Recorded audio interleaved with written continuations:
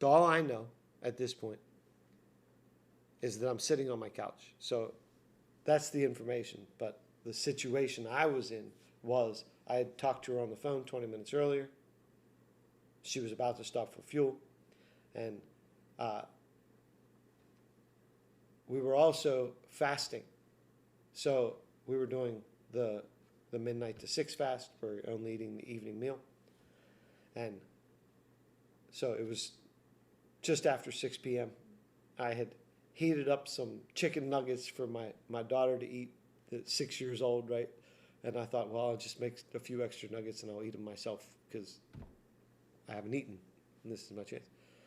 So I literally had taken 2 bites of food, and I had a bite in my mouth, and the phone starts ringing, and it's an odd number, a West Virginia number that I didn't know.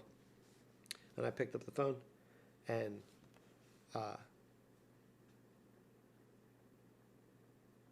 it was a man on the other end of the phone, and he said, I just want you to know that two of the girls are okay. Your son and 2 of the girls are okay. Because it was actually Logan's voice that I heard first, and Logan said, "Dad, we were in a crash, and there's a man here, one of the firefighters wants to talk to you."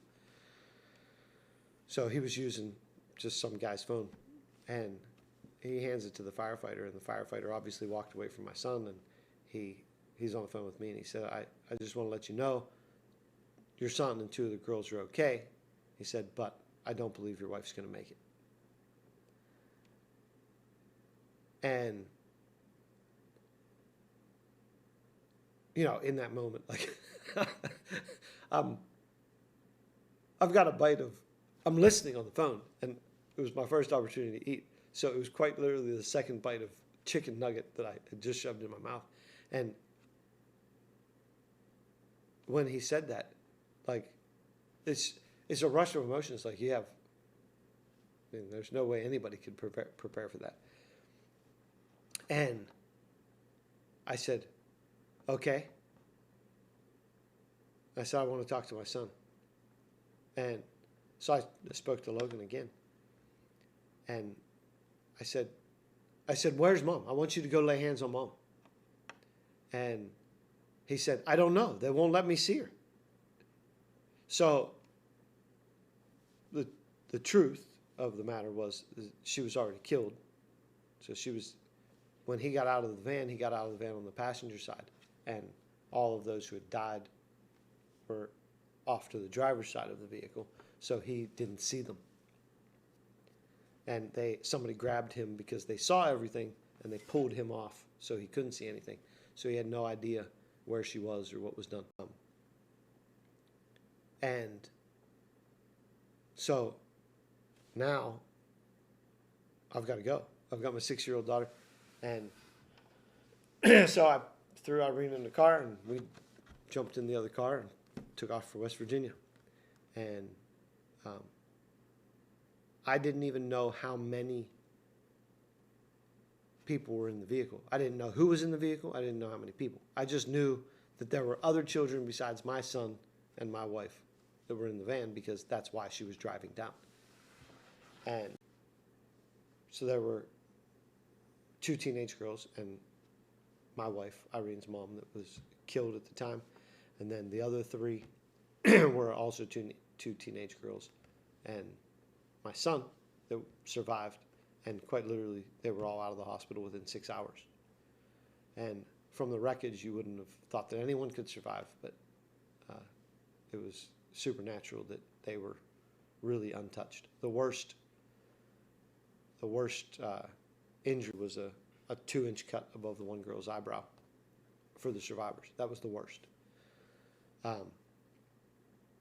But I drove down to West Virginia very quickly, only to find out that, everyone that was killed instantly and was never even taken to the hospital. So, 1 month exactly after my daughter turned 6, and her mother's gone. So when we get down to where the hospital was, I had the GPS on, and we actually had to be detoured because they shut the highway down. So immediately they had shut the highway down, so we had to get off and take a detour and got to the hospital. And as soon as we got to the hospital, I went in, and I get to the main desk, and I asked where, and I asked for my wife by name to the lady at the desk. And she says, I don't have anybody by that name in my system. And so then I gave her my son's name. And she said, he's in this room in the ER. So I went with Irene into the ER. And as I walked down the hallway of the ER, I see there's a couple police officers standing and a couple nurses. And I see my pastors, Pastor Nathan and Joey Miller. And they had their daughter with them, who was a little bit younger than Irene. And there's this other lady, older lady, standing there. And as I'm approaching, the lady asked who I was. She asked the pastors who I was. I could hear it from a distance. And as I approached, she said, I would just like to tell you, I'm the chaplain here at the hospital. And she said, I've been with Logan the whole time since he arrived, and he doesn't even know that his mother's gone yet. So that whole drive, I'm standing in faith that what I believe has been spoken, right, by the guy, that he didn't think she was going to make it. I could, even on the drive down, I was praying in tongues and trying not to drive super fast because I had my 6-year-old in the car. But there was one point on the drive down, we still had another 40 minutes to drive, and I literally got a picture of her laying on the ground. And so I knew she was dead. And I was even commanding life into the body at that point because I could see it.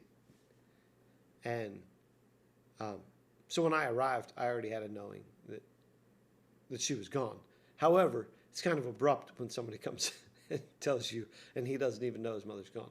And my pastors didn't appreciate her doing that and rebuked her because I didn't know. But I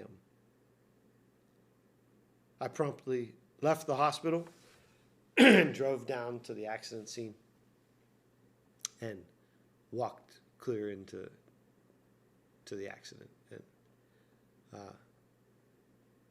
so there were two investigative officers that were standing on the side of the road, and I see all these lights set up. And I had actually arrived. I had arrived about 3 minutes after the point where they uncovered everything so that they could take photos. And so I'm marching into where I can see all the lights and see all the wreckage. And as I'm walking in, they saw me. From a distance, I couldn't even tell that the wreckage was a minivan.